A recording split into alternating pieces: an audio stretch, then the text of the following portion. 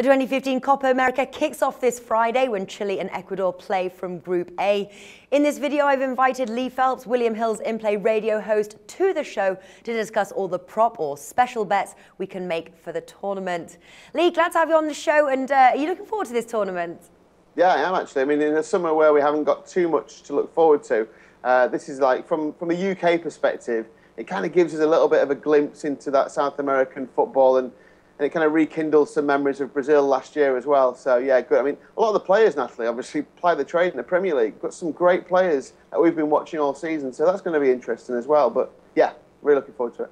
All right. Well, let's first take a look at the outrights here, the group outright. We've got three groups. Let's start with Group A. Who are your favourites to win and qualify?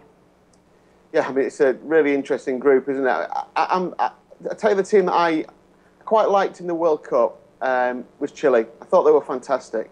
You know, just a breath of fresh air. We knew they could be really good.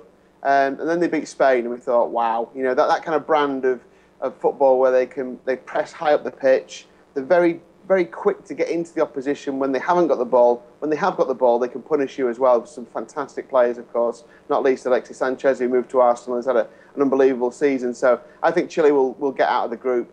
It's going to be interesting to see what happens at second, because Mexico have taken a pretty weak side.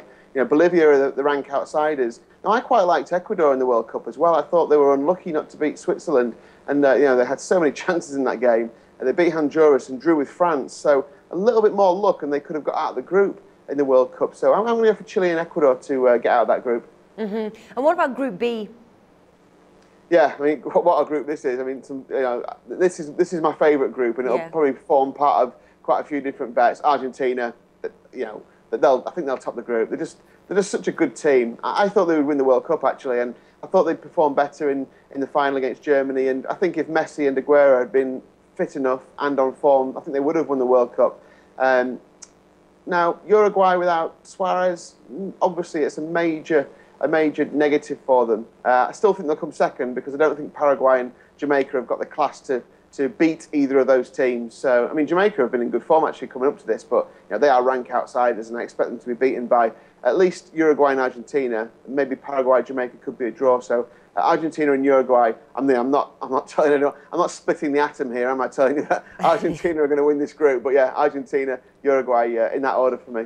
Yeah, and who do you like to win and advance from Group C? Again, the top two in the market, really. It's very hard to go against, you know, Brazil as the group winners, and Colombia to finish second.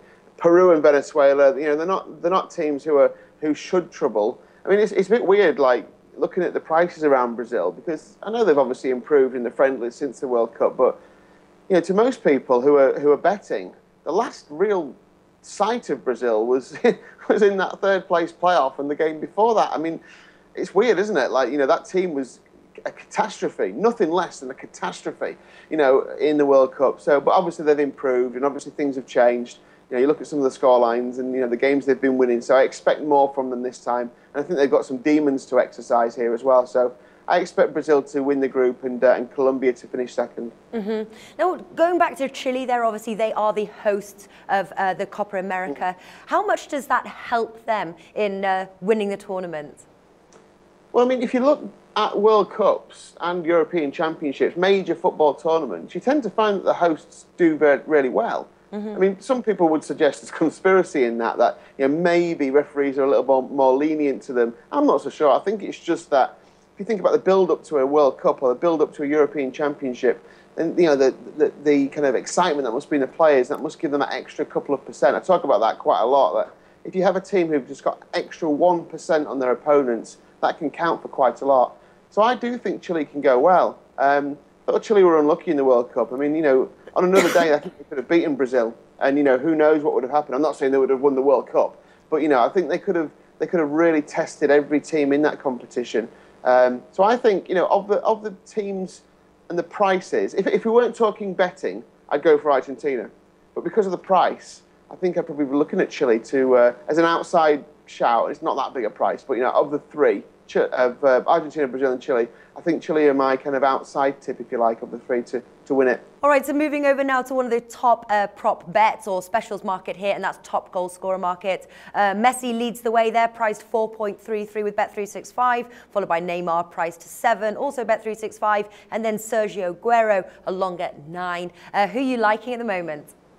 I love Aguero. You know that from talking to me week in, week out. We had a great finish to the season with Aguero in the Premier League.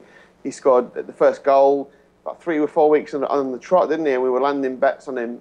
So I do you know what? I didn't look at this market until a few days ago. And I looked at it and I couldn't believe the price of Sergio Aguero. I mean, what is he doing at like 9 to 1? I mean, this is one of the best strikers in the world. He plays up front for the favourites for the tournament. Now, Messi is superb, obviously. We all know Messi is wonderful. But Messi won't play in front of Aguero. Messi will drop back a little. I mean, we know how he plays for Argentina. It's not quite as advanced even as he plays for Barcelona. So I think that Aguero is a tremendous price here. The only danger, really, is that he doesn't play every game. If he plays every game in that group stage, and we've already listed the teams that they're up against, you know, you look at, I mean, Jamaica aren't terrible, but you would expect Argentina to beat Jamaica relatively easily, wouldn't you? You know, so I think he can get goals against them. Paraguay, I mean, they've been in decline for the last few months for me, and I look at some of their games and they're conceding goals. They score goals as well, but they're conceding goals. You look at the last 3 games between Argentina and Paraguay, and Argentina have scored lots of goals against them. I think it's 9 goals they've scored against them. So, you know, they've been playing, you know, very well against Paraguay, and 2 of those have been World Cup qualifiers. Uruguay, tighter match, obviously. But, you know, I think he can get goals in those 2 groups. The thing you've got to be aware of and wary of in these markets is that you don't get one player scoring 10.